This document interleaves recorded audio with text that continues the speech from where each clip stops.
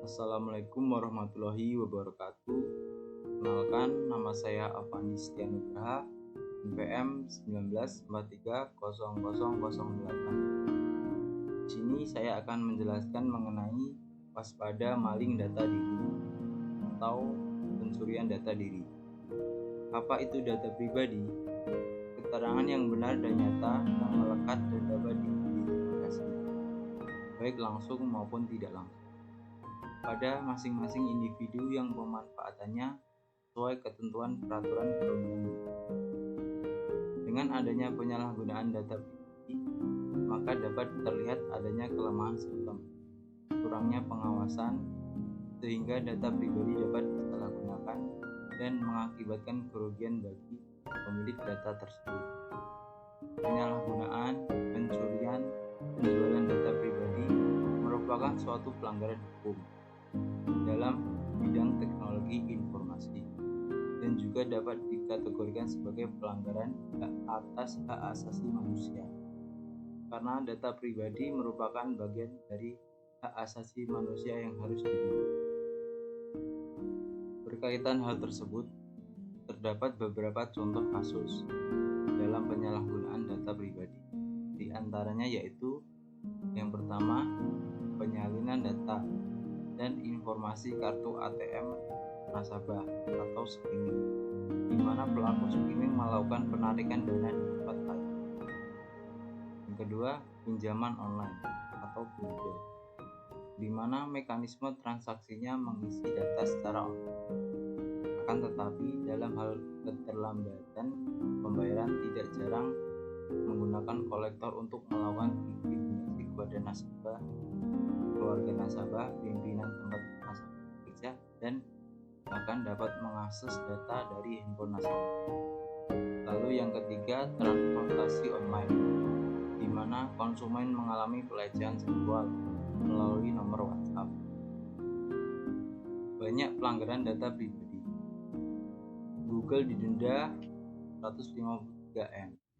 Alphabet Incorporated, perusahaan yang menaungi Google, harus membayar denda sebesar 11 juta dolar yang merupakan akumulasi dari 227 kasus pelanggaran.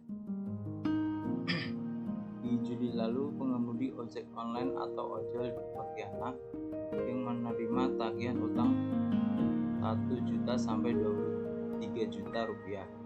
Padahal setelah mereka telusuri, hal itu terjadi karena mereka diiming-imingi mendapatkan uang 100.000 rupiah hanya dengan menyerahkan foto dan foto KTP, yang ternyata itu disalahgunakan oleh seseorang untuk mengajukan pinjaman. Akibatnya mereka yang dibagi untuk membayar pinjaman online.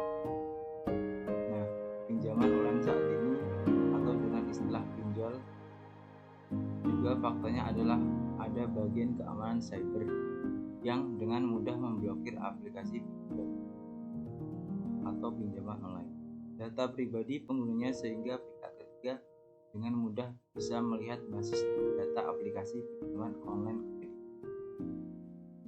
Berdasarkan peristiwa tersebut, dapat disimpulkan bahwa terdapat metadata berupa data pribadi yang diberikan untuk berbagai kepentingan, perbankan, e-commerce, dan lain-lain. Disarankan secara sukarela dan disimpan sebagai data digital oleh pelaku usaha atau siapapun yang menerima dan menyimpan data pribadi. Metadata rentan untuk disalahgunakan, penerima penyimpan data atau dicuri, dihack, pihak ketiga, dan terbuka untuk disalahgunakan, digunakan untuk tujuan-tujuan lain di luar kesepakatan. Penyalahgunaan data pribadi merupakan perbuatan yang memenuhi unsur-unsur pidana, seperti unsur tindakan pidana pencurian dan tidak pidana penipuan serta tidak pidana lainnya, baik dari sisi unsur objektif maupun unsur subjektif. Dengan terpenuhnya unsur tersebut, maka sanksi administratif, sanksi perdata maupun sanksi pidana belum cukup untuk mengakomodir tindak pidana penyalahgunaan yang senyatanya merupakan bentuk kejahatan yang kita harus berhati-hati memberikan data pribadi kita. Ini juga berlaku untuk setiap aplikasi yang ingin kita unduh di ponsel yang terkait dengan permintaan akses ponsel kita.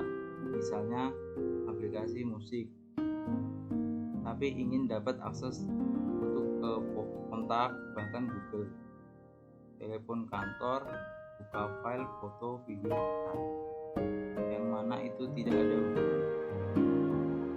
Berikutnya, kita harus bersih-bersih secara reguler, menghapus teman yang sudah tidak digunakan lagi dari inbox email. Juga harus kita hapus dari perangkat keras kita.